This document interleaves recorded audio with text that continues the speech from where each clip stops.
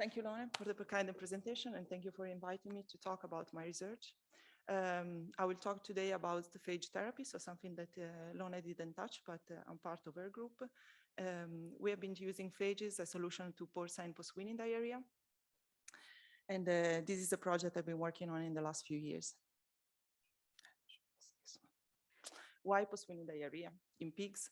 So this is a problem that we have in Denmark, but we have also worldwide. So like pigs when they are after post-weaning, so like when they are around 3 weeks old, they are in a very stressful period of their life. And this is also the period where they expose specific receptor for enterotoxigenic E. coli that are specific E. coli that are characterized by fimbria toxins. And in this period of their life, the pigs are very sensitive because of like the switch from from the sow, from being with the sow to like a solid feed. And they also expose these enterocytes, or there's a receptor on the enterocytes that are bound by the fimbria of the enterotoxigenic E. coli. And this will lead to a lot of diarrhea for the pigs. And that means that the pigs are not gaining weight. And this is, of course, a problem of like an ethical problem for the pigs, but also a huge economic loss for the farmers. So like the solutions that we have now, that we cannot use them anymore. So far they have been using zinc oxide to buffer this problem, but it has been shown that is involved in transfer of antimicrobial resistance, so we cannot use that anymore. Even in UK, not only in Europe. So what we have been proposing is to use phages. And we have been putting together a collection of 80 ETEC strains that are representative of the diversity of enterotoxigenic E. coli in Denmark, in Europe, and also quite representative also in around the world. These strains are available, and they have been sequenced, and they have been typed, and we have been using that to isolate phages. And this has been really a challenge. So even though they are E. coli, because of their diversity of the O antigen, they are actually very difficult to target. And we also have some indication that multiple resistant mechanisms should be involved. So how we proceed with the isolation of phages, we use these 80 ETEC strains, and we use different media conditions. We have been trying with different media. We have been trying in agitation, static condition, with mucin, without mucin. And we have been testing different samples, wastewater treatment samples, feces from healthy piglets, but also from piglets affected by post-weaning diarrhea. We have been always using enrichment because we could see that with the normal spotting, we couldn't isolate any phage. And then by doing that, we sum up 180 stocks of phages. But unfortunately, out of these 180 stocks of phages, we cannot use most of them because most are temperate phages, and we cannot use as they are for phage therapy. And some others instead, and they need the enterotoxigenic E. coli to be propagated, so they cannot infect any of our lab strains. So of course, this is causing a bit of problems on the production line. So we end up focusing a lot on ETEP21B, that is the phage that I will talk in the next few slides. So ETEP21B is a podovirus, and similar to T397, but not in the same genus. So it's a Berlin virus. And I check, and it doesn't have any integrase, so it should be strictly lytic compared to what Rob was saying yesterday. So we are quite confident that we can still use that. We know the phage quite well by now. Compared to the T397, it can infect when there is a O antigen. So it's actually, we know that it's recognizing the sugar in the, like those sugar with the asterisk between the inner and the outer core. And we know that because we have mutants in ETEC50, in one of the enterotoxigenic E. coli that is targeting. And actually, TEP21B, it ended up being like a great phage because it's infecting alone 40%, almost 40% of the ETEC collection, included ETEC54, and I will tell you why it's important. What we have been working on in the last few years is also like to have a reliable pig model for the enterotoxigenic E. coli induced post-weaning diarrhea. And this has been mainly the work of our PhD student, Martin, and he's a vet, and he has been working a lot on the randomization of the pigs, so that we don't have any sow or weight effect when we selected for the pigs for the trial. And then he's following really the pigs, like he has a very good relationship with the farmers. So he's following the pigs from when they are born to be sure that they are not swapped among litters and they don't receive additional antibiotics.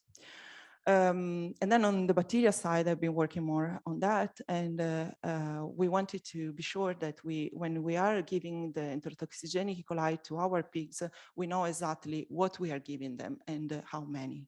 So that's why we chosen to use a frozen capsule. So I'm preparing like a very dense inoculum of ETEC54, that is the bacteria, one of the bacterial strains that has been infected by our phage. So I'm preparing these capsules with 5 per 10 to the 9 CFU. And we are, by doing that, we can inoculate every single pig with exactly the same dose. And then on the phage formulation, we have been working with the Danish Toxicological Institute. And I cannot say too much about that, but they encapsulated the phages so that we can have like a powder to mix it with the feed. And in this powder, so like we end up having a feed with 4.5, 10 to the 8 PFU per kilo of feed. So actually not a lot. How we are going to test this feed addition with phages. So we are testing that in vivo. So we have a negative control with 10 pigs. I'm sorry for the pigs. They were much cuter on my computer. So we have 10 pigs for the negative control. They are inoculated with a capsule with only saline, and then they are receiving only normal feed. So like they should be fine. So no diarrhea. They are just healthy pigs, happy, healthy pigs. And then we have like our positive control where we expect a lot of diarrhea because we are inoculating them with the ETEC54 and they are receiving only normal feed. And then we have other 10 pigs where they are phage treated. So we have both inoculation with the ETEC54 and they have a lot of feed with the phages. So they can eat how much as they want. So timeline of the experiment, Martin is going to the farm when the pigs are born and is following the pigs. So he tags them and is following the pigs for 3 weeks. So until the weaning. At weaning, we are taking them to our facility at University of Copenhagen, where we are weaning them, and we have 4 days of acclimatization because they are very stressed in this period. So we figured that they just needed like a bit more time before we inoculated with the strains. So at day 5, we actually inoculate them with the ETEC54, so the capsules. And then we follow them daily until day 12, when we euthanize them. And what I mean when I say that we follow them is that every day they are checking like clinical signs. They are scoring the feces, and we are collecting feces for microbiology. So these are the first results, and these are results that we collected during the same week where we were doing the experiments. So just talking with Martin, he had he's a vet, so he was going to the farm, and what he found out, like his clinical impression, this is the technical term, maybe it doesn't sound very scientific, but his clinical impression was that the phage treated group was doing better than the only inoculated one. and this was kind of confirmed by, for example, the survival score. So like in pink, you will see all the, like the negative control, so the pigs that should be healthy. So as you can see, we had like 10 pigs survival through all the experiment, perfect. And then we had only 7 survival after, at the end of the experiment. So we had to euthanize 3 pigs in the inoculated group.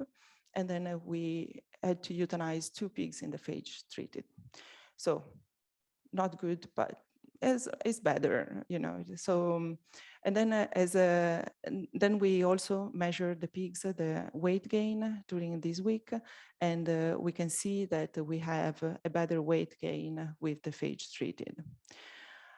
And then also the FICA score. So how do you read the FICA score? So FICA score means that like 0, 1 is a solid feces and 4 is diarrhea. So as you can see, like the pigs not inoculated, so our negative control have a max FICA score of 2. So that means that they are super healthy. Instead, both the phage treated and the positive control, we had sometimes even a score of 4. The problem of these graphs is that it looks like a good picture for the phages treated, but it's not statistically significant. And this is because the 10 pigs are probably not enough to demonstrate that we have like a reduction of diarrhea with our phage product as it is. So we end up looking more into the microbiology, hoping to see a difference more like when you look from closer. So what we do is to collect samples every day of feces, and we save some for the microbiome, and then we have some for, we resuspend the rest in saline, and we process it for ETEC quantification and identification. And this has been done with like 2 different methods. So like the classic microbiology by streaking the ETEC strains, like the feces on on a blood agar plate. And this is because all the ETEC strains are hemolytic. So we can have like an hemolysis score to quantify how many ETEC strains we probably have in that sample. And then we have also, to corroborate that, we have also like a qPCR on the F4, so on the Fimbria, specific Fimbria type of the ETEC 54. And then on the phage side, we are quantifying the phages by classic spotting on our target strain, and we have quantification by qPCR. So these are some preliminary results that I'm going to present. We didn't finish to process all the, to run all the assays that we wanted. But about the ETEC quantification and identification, we have an average. This is the representation of the hemolytic score. So like we streak the feces on a blood agar plate, and you don't see, okay, maybe here I need the pointer, I think. Let's see if it makes work. No, that was the wrong. Okay, but you can see, like, you don't see like a pink box because like the hemolytic score for the pigs inoculated is of course 0. So like, so like the negative group stays negative, and then the inoculated group instead, they are in yellow, and you can see that they reach the 100% hemolysis in a few days. At day 8, they are already 100%. And then instead the phage treated, they are something in the middle. So this is kind of like, after plotting this data, we were also like a bit hoping that we had actually a reduction of post-weaning diarrhea. But before saying that, before like doing all the statistical analysis that will probably show that at day 11 we have a difference, we need to show that the hemolysis that we are seeing on the blood agar plates is actually from our specific strain. And this is what we are going to do that by typing and by confirmation of, by qPCR of the F4 Fimbria. On the phage side, what we know is that by spotting all the samples, we have no lysis visible, but this is really expected. So we saw that in previous experiments. So we know that we need an enrichment on more sensitive strains before being able to see a lysis spot on the ETA54 and confirming that. So in the meantime, since this is taking a lot of time and it's a lot of work, then like our previous postdoc, Norbert, developed a qPCR protocol with specific primers for our phage to quantify these the phages in the feces. And you can see here like a representation of our preliminary data that is, and you can read that at day 5, 7 out of 10 pigs in the phage treated in the phage treated group receive. We can track the phages there. And then, like, surprisingly, the quantity of the phages is decreasing, and at the moment, we don't have a good explanation for that, but I'm open to suggestions. So concluding, like we have a phage that we call ETIP21B that is killing almost 40% of the phage bioeta collection.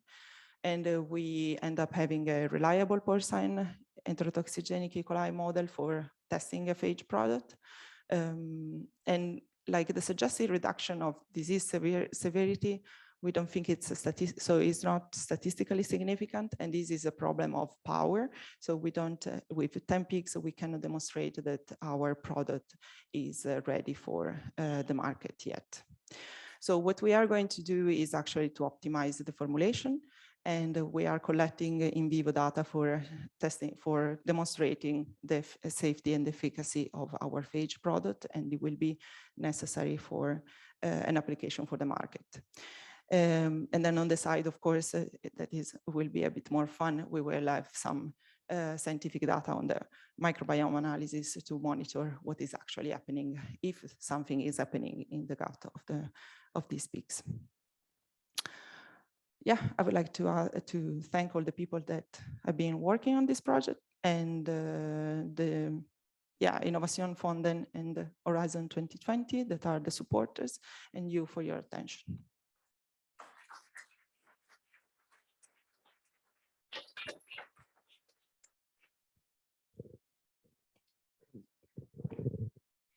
Thanks very much. That was really, really interesting. You mentioned that the 10 pigs was underpowered. What do you estimate would be an adequate number to power the study? And are you going to do another clinical trial with more animals? Can you repeat that again? Sorry. I was just wondering what you estimate an adequate number of pigs to power the study will be going forward. Yeah. Yeah, so like that would be, so we have actually so in the Avant project, that is the European project, we are concurring for a farm trial. So so it will be so it's a European project where we are presenting our data, and we have all the different solutions against post-weaning diarrhea. And one of them is our phage product. And if we manage to convince the other partner that our phage product worth it, we will go to a real farm trial. So at that point, we will be able to demonstrate that we have hopefully a significant impact on post-weaning diarrhea. So yeah, at that point, we will have much more pigs. Like I think it will be, they are talking about 500 to 1,000 pigs in total. Yeah. Could I just follow up on Liam Fanning here from Cork? Yes. A question related to some of the stuff that we're working on in Cork, and go back to the colostrum of the pig, of the sow. And have you done any examination of the pig colostrum with respect to the presence of this bacteriophage, and to link it in with what I was talking about, maybe perhaps antibody-associated phage, and that some of the dynamics that you're seeing in regard to the decline in the kinetics of it might be related back to what is going on in the colostrum and the mature milk that they're getting from the sow? Yeah, no, on that side, we didn't do that. Also because after 4 days, we inoculate after 4 days. So that was not really a problem. I think we would have had, so if we, when we were starting to setting up the protocol for the pig model, then if we would have had problems having diarrhea in the pigs, then we would have looked into more the colostrum. But like we end up solving that. So we had some problems at the beginning, but we had end up solving that with actually genotyping better the pigs. So we have a better genotyping of the pigs for the, so we know when, how to select them for being sensitive to F4 strains now.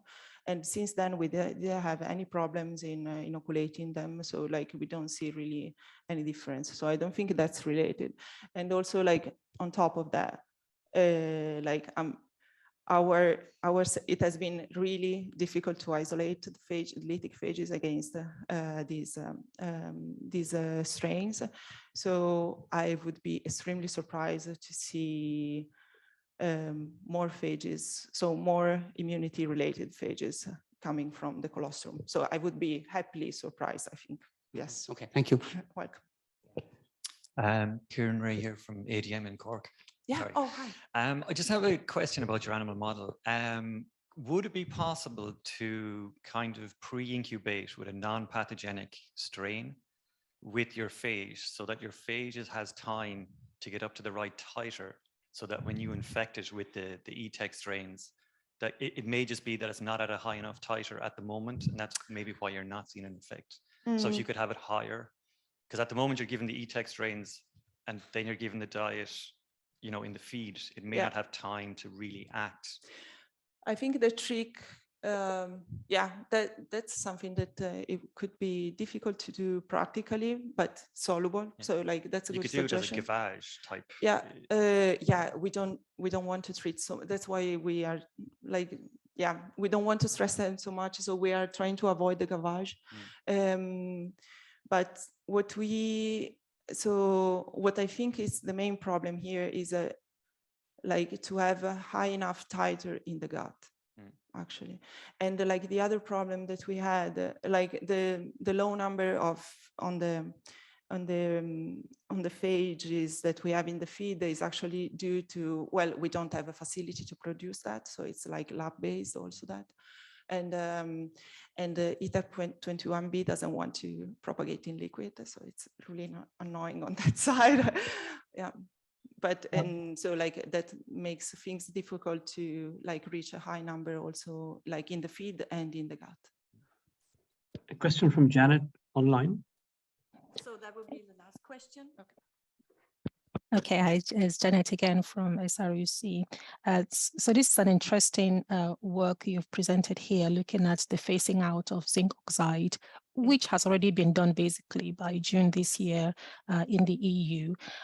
Most farmers are looking into alternative ways incorporating things into feeds. So this is potentially a very good way forward. But my question is about the phage that you are using. Is it targeting the very common AHEC strains, for example, the F4, or is specific for this particular strain that you're working in? And how will you be able to mitigate resistance?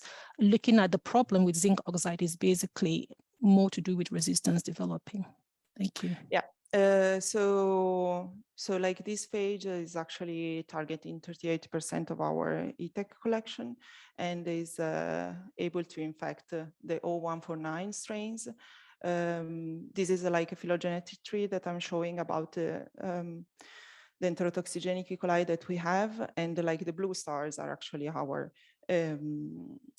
where like the P21B, ETAP21B now is infecting. So I think we are quite confident that it will be useful in several applications, and like for the F4, and is infecting also some F18, but that's so it.